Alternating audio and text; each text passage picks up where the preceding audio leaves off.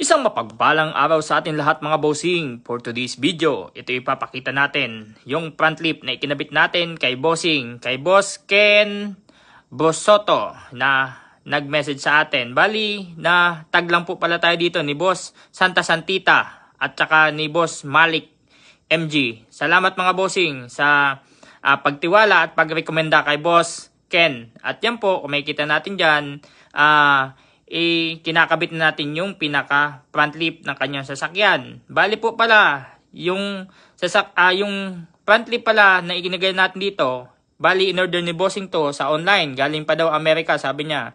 Bali yung naging cost niya sa pag-order ng front lip lang, nasa 700 reals. Mas mahal pa. Sabi ko nga sa kanya na meron naman tayo, halagang 200 reals lang, meron na siyang front lip. Kaso, hindi daw alam ni bossing. Kaya yun, salamat pa rin kasi pinagkatiwalaan tayo para gawin pa sa kanya. At yan din po yung ikakabit nating dashcam.